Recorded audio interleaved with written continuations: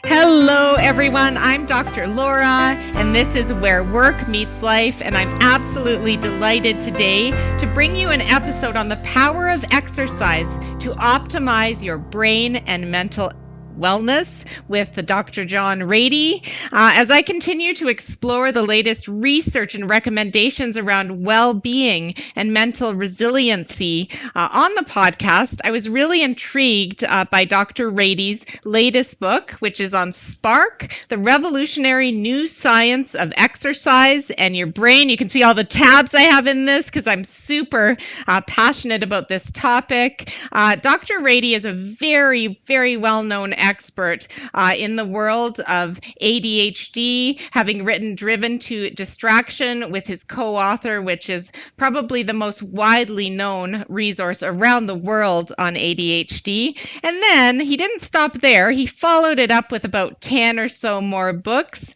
including ADHD 2.0, ADHD at Work, etc. But he's gotten more and more into brain science and exercise in the last number of years, and he'll describe more of that to us. He's deeply respected in the field of psychology in America, where he's from, but also around the world. And he's also respected in my field of psychology, as well as education and other arenas. But first and foremost, Dr. Ratey is a psychiatrist. He works at the Harvard Medical School as an associate clinical professor, but he also maintains his private practice in Boston as well as LA, and he's very dedicated to not only the research, but to his patients and helping human lives. And he was actually chosen as one of the top psychiatrists in the US by his peers. So without further ado, welcome to Where Work Meets Life, Dr. Ratey.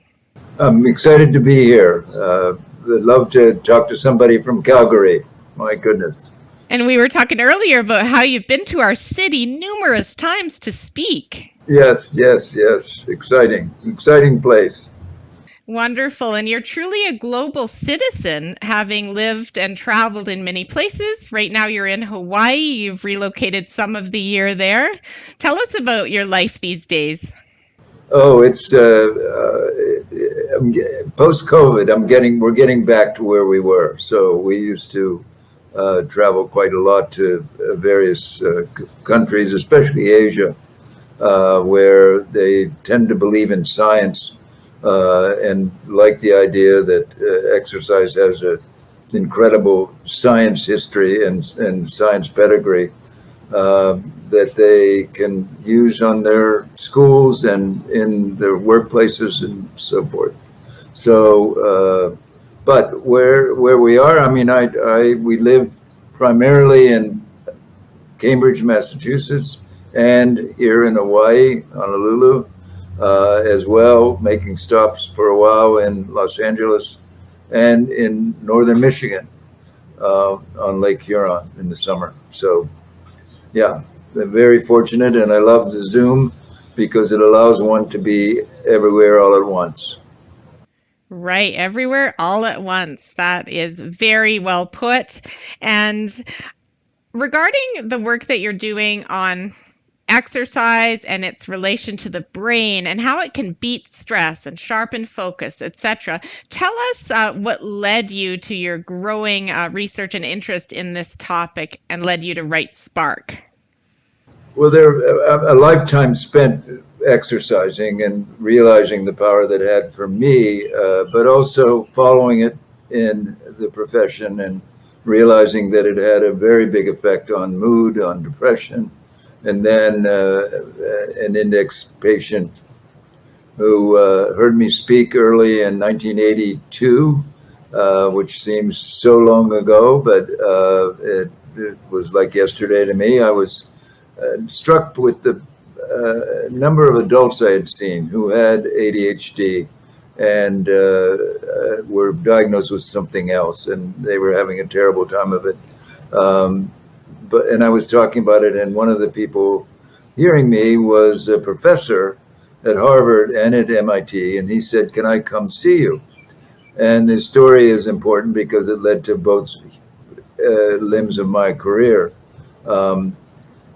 he was a marathoner all of his life and had to stop marathoning because he hurt his knee and was rehabbing that, but it took a good long time. And he developed symptoms consistent with attention deficit disorder, which he had never had before. So, and I was talking about it, and he came to see me. I put him on medicine. He got so much better, back to where he was. But what really changed was when his knee got better and he began to run his 7 miles a day. He no longer needed his medicine, and his symptoms still were gone. So, it struck me. It turned me on to the two fields. So I spent my life in both now. That is just so wonderful. And what a great story. So, whom is the book for? Who should be reading this book? And what impacts do you hope to make with it? I think everyone should be reading the book. I think it's great for those in education, but certainly in psychology and psychiatry and dealing with the wide range of human beings. It's wellness first, and then different disorders second. So there's a chapter on ADD, there's a chapter on depression, a chapter on anxiety, and a big chapter on women, because exercise has a very big place for women, much more than I knew when I began to research it. Was amazing how much bang for their buck women get when they exercise. Absolutely. And what I really like too about the book is the case studies that really brought it to life, and the people. You could just feel that these were real people, real situations, and the challenges they faced as human beings, and how exercise helped them in different ways. Right, and the idea is that we had real life people along mixed in with the science, the case studies, the big research studies that were extended, and actually a lot coming early in the life from Canada. So Three Rivers, big study there on exercise and its impact in the school. You call it Trois Rivières or something like that. I've never quite. It's called Trois Rivières, and I spent a whole summer there immersed in French, and I was not allowed to speak English that whole summer. I was 18, and I spoke French pretty good at the end of that summer.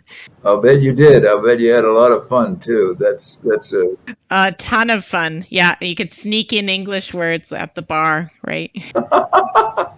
Yeah, I really appreciated the points about school and schools and exercise in schools. And you talked about how schools, back in the day, if you were uncoordinated, you were pushed aside and you were chosen last on the team. And I remember being one of those kids, actually, where I was chosen last. I was the last to come in on a run. And it actually made me detest phys ed class. Now I'm a squash player. I love yoga. I love, different types of cardio, but it really had a negative impact for years on me. So can you speak a little bit about the schools and how that needs to shift and is shifting? well. I hope it's shifting enough. I mean, I think we have to be very even-handed.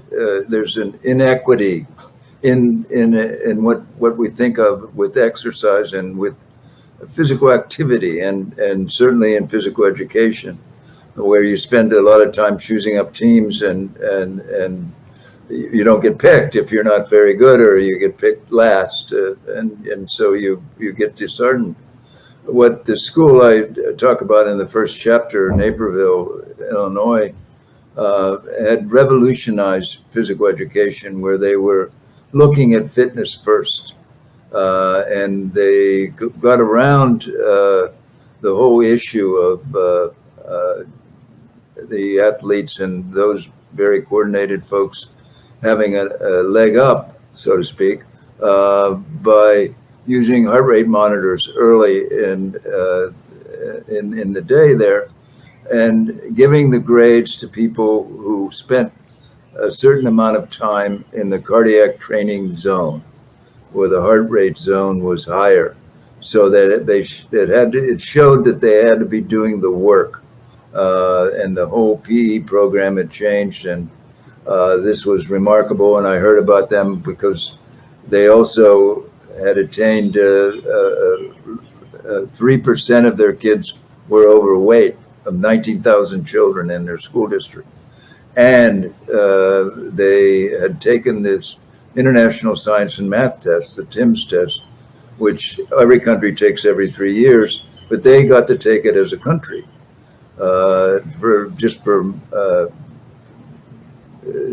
to see where things are. The U.S. is usually 16th or 17th, somewhere in the late teens amongst all the countries in the world.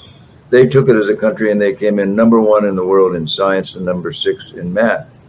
That got me on an airplane to go see what the heck was going on out there.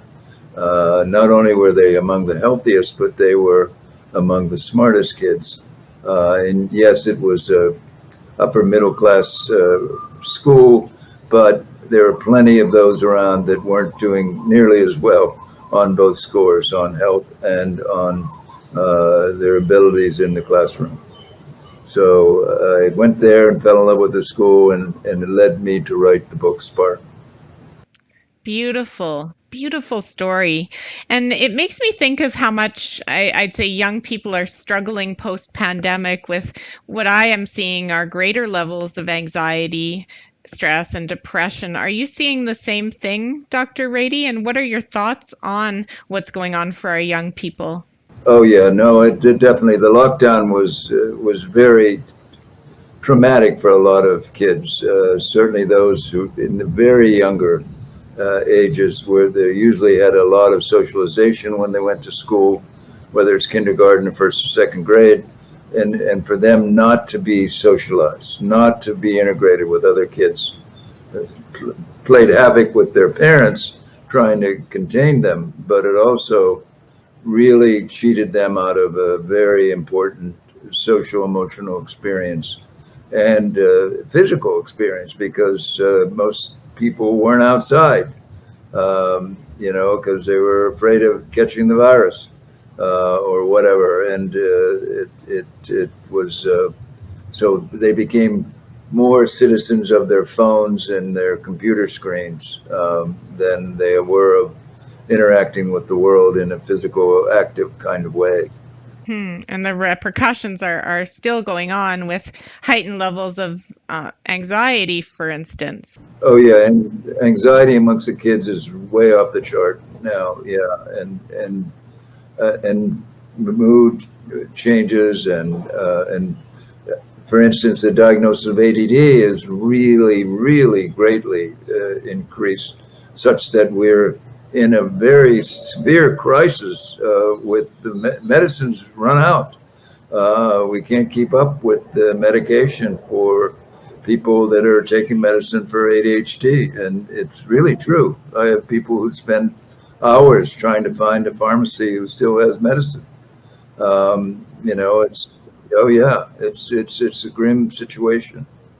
My goodness. And are you seeing similar trends when it comes to antidepressants?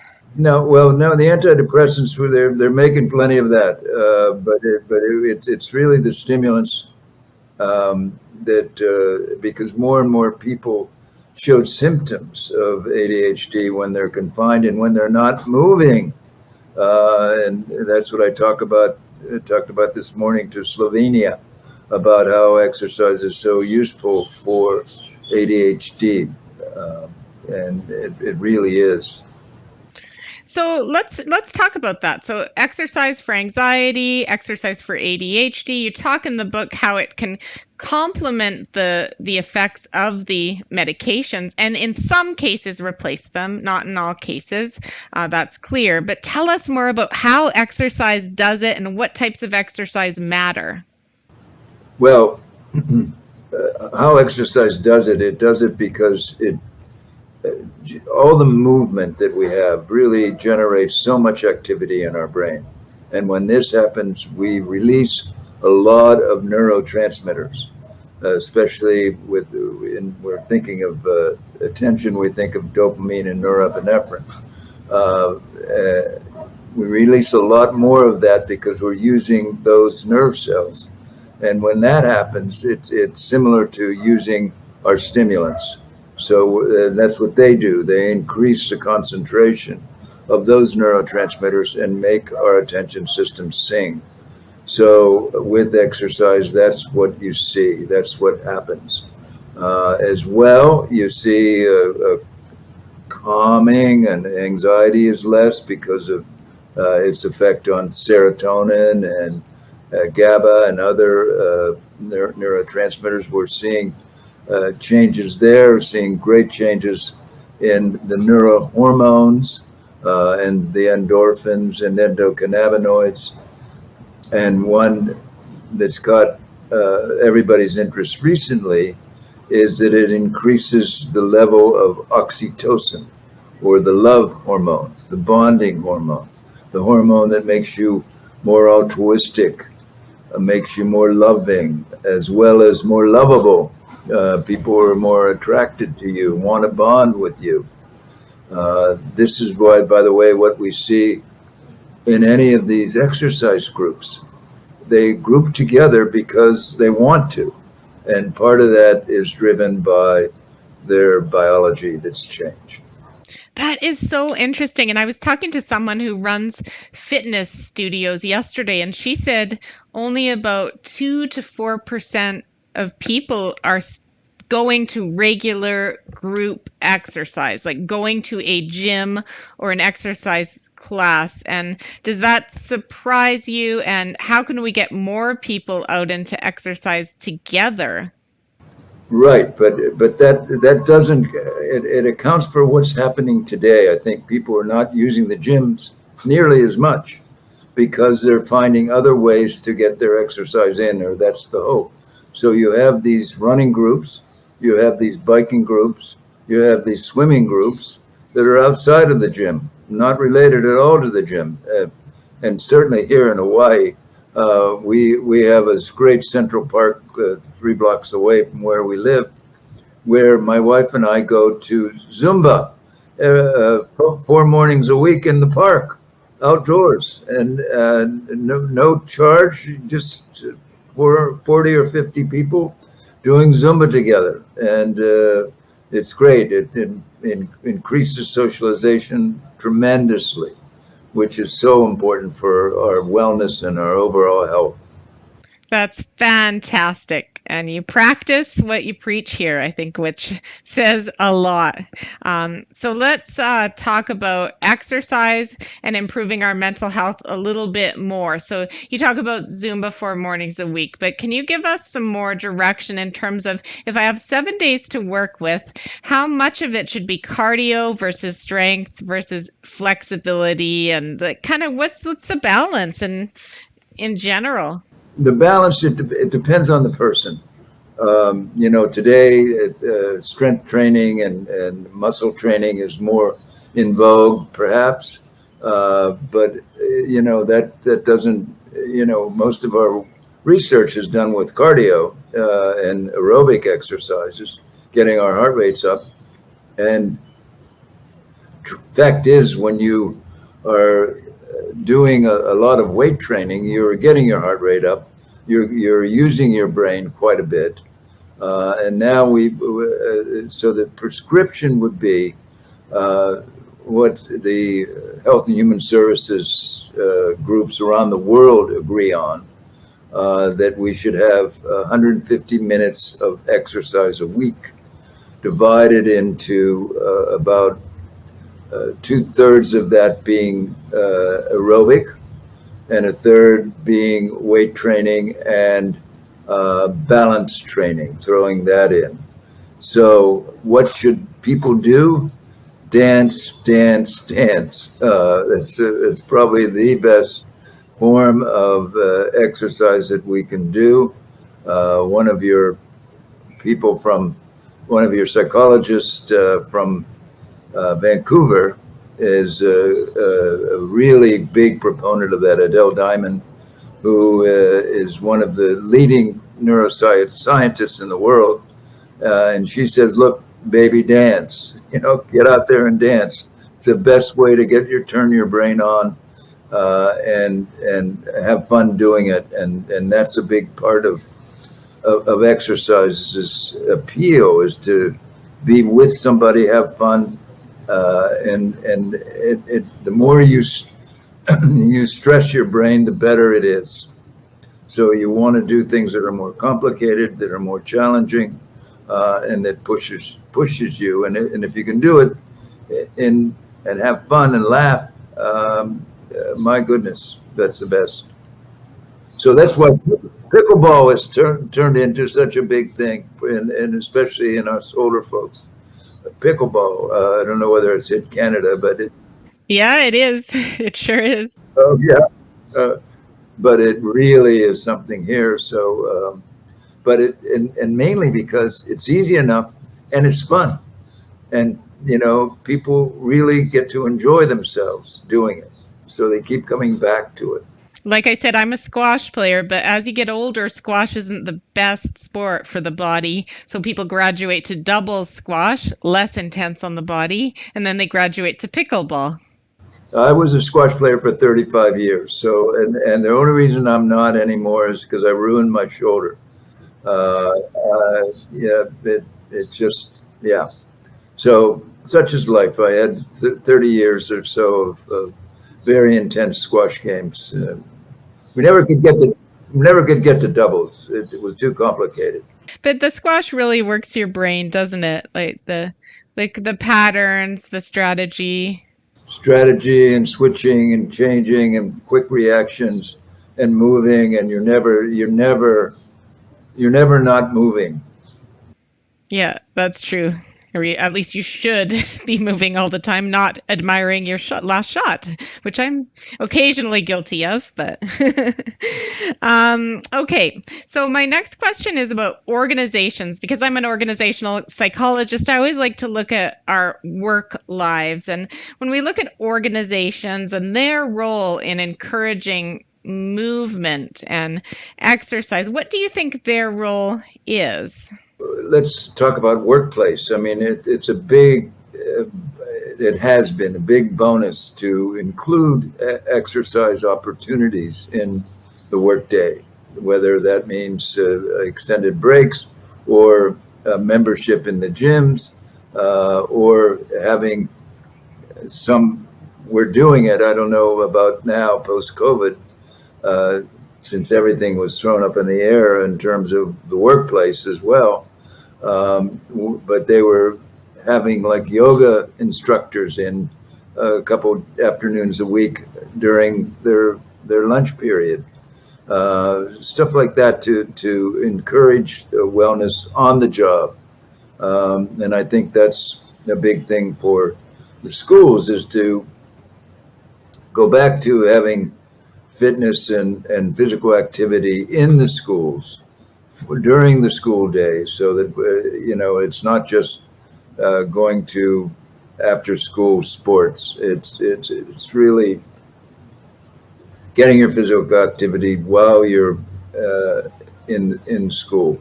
So organizations are so important, and now we have runaway organizations like CrossFit.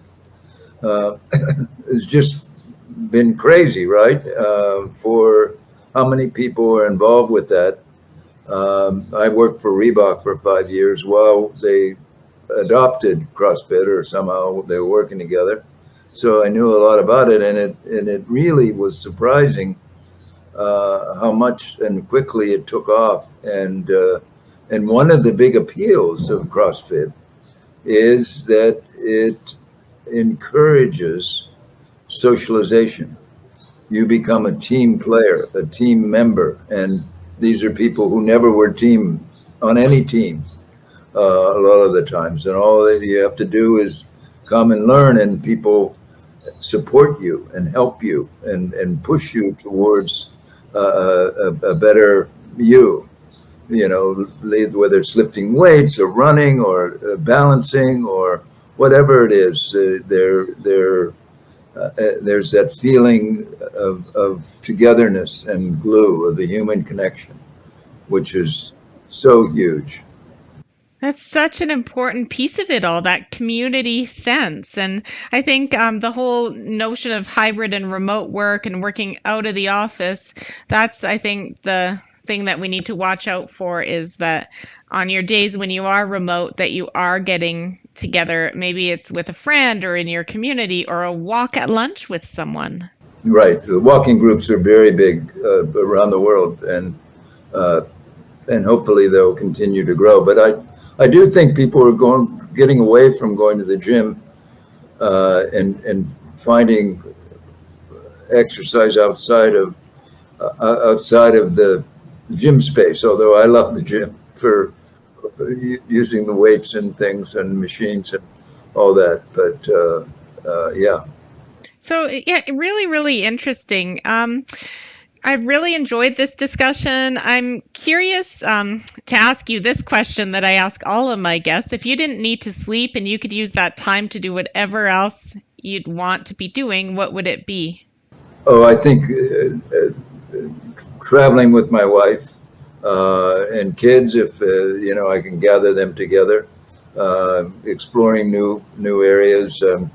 We have traveled quite a bit through work, but now we want to go and see the world while we still can, in many ways, to see what's out there. And for instance, friends of ours are going on the famous walks in Spain. They're going from sort of a religious kind of deal, but it's like, I don't know, 7 days, 8 days of walking from place to place and stuff like that, which just sounds so appealing.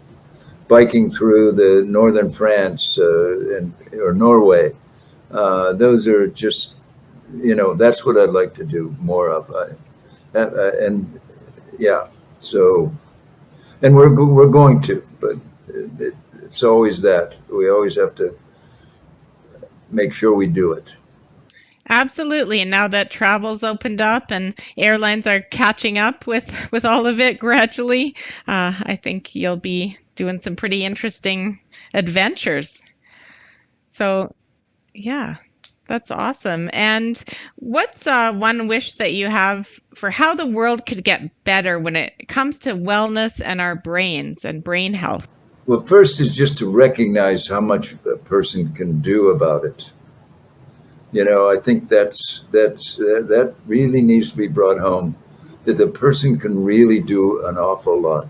It doesn't take gym memberships. It doesn't take food memberships, getting your food prepared, sent to you, or smoothies sent to you, or whatever. You can do so much on your own, paying attention to the wellness measures. But and a big one that we've sort of hinted at and talked about is connection, is being involved with others, being involved with other groups. It's one of the reasons why I'm so addicted here to Hawaii, because people are very social.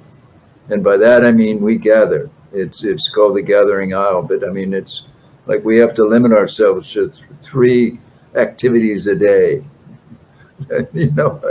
Otherwise you just get full of one activity to another, but which is great, but you have to take time to be on your own as well.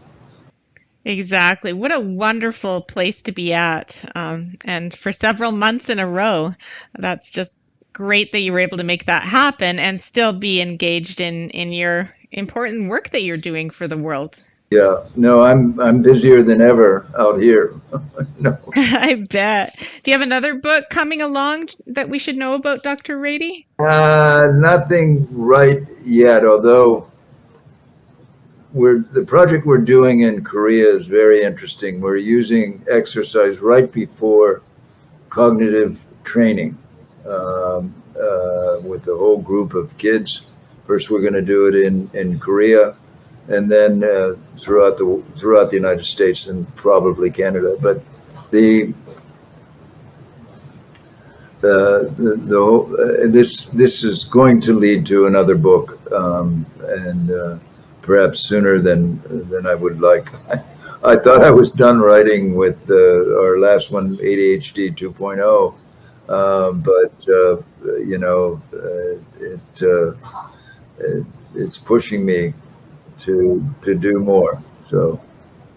Well, that's why that brain is still brilliant and active, and I have that book as well. And it's interesting, it's for adults and childhood, so for everybody. So a lot of people I work with have ADHD, and they might be in leadership roles, executive roles, whatever, all the way to teens. I mean, it's all over the place. So is this book full of practical tools and strategies? Oh yeah, no, there are I think 9 chapters in there, and 2 of them are about exercise, about just regular exercise, and then special exercise to focus on balance and coordination training, because that, believe it or not, has a huge effect on attention and cognition in general. Okay, excellent. So thank you so much. You've shared so many great nuggets, and people will enjoy reading these books. And if they haven't already, there's the links to the books in my show notes, and I'll also be following up with a blog. And yeah, I just really am excited to share this important information and the latest science that backs all of this, Dr. Ratey. So thank you so much for your time today. Well, good. I enjoyed being here and enjoyed meeting you. So I hope we cross paths again. I sure hope so too. And take care. Thank you for tuning into this episode of Where Work Meets Life. If you enjoyed this content, please rate and review the podcast, as that helps me get it out to more people. Visit my website at drlaura.live and sign up for my monthly e-newsletter full of tips and resources. Please engage with us on social media and check out the podcast summary for links to my psychology practices, Canada Career Counseling, Calgary Career Counseling, and Synthesis Psychology. Stay well.